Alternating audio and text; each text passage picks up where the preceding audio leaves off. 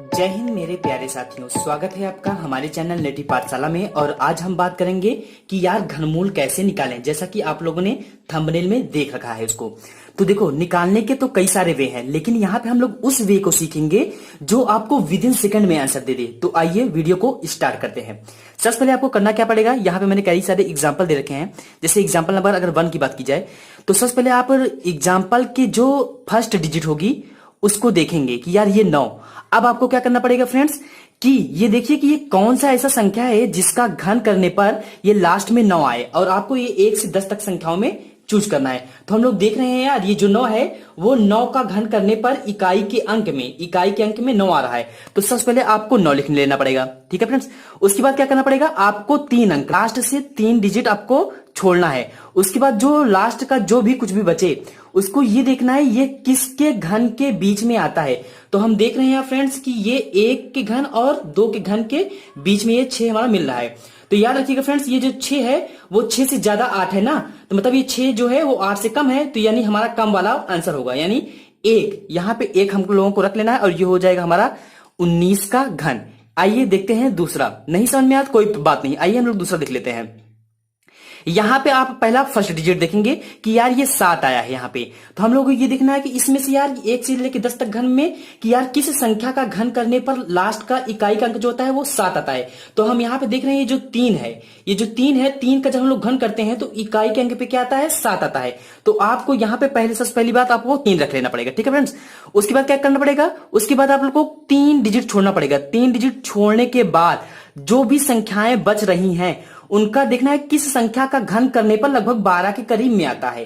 तो हम लोग देख ले रहे हैं यार कि ये जो 8 और 27 के बीच में आ रहा है ये हमारा 12, यानी ये जो 12 है हमारा है वो 27 से कम है, और 27 से कम मतलब ये 8 के करीब में है, तो ये कौन सा 2 का घन के करीब में है। तो हम लोगों को लिख लेना है 2, यानी यार ये 23 का घन है। आइए देखते हैं तीसरा यहाँ पे 6 है, और 6 किसका घन करने पे आता है, 6 का ही घन करने पर 6 आता है। तो आपको करना कुछ नहीं है, उसके बाद आपको यहाँ पे 6 लिखना है और 3 डिजिट यहाँ पे छोड़ना है। लास्ट में हम लोग देख रहे हैं कि यार यहाँ पे 3 डिजिट बच रही हैं। अब ये 287 किन दो घनों के बीच में आता है, हम लोग देख रहे हैं यार कि ये 216 और 343 के बीच में ये 287 हमारा फाइंड आउट होगा। लेकिन ये देखना कि ये 287 से कम कौन है, 216, यानी ये 6 का घन करने पे आता है, तो यानी ये 66 का हमारा घन हो जाएगा।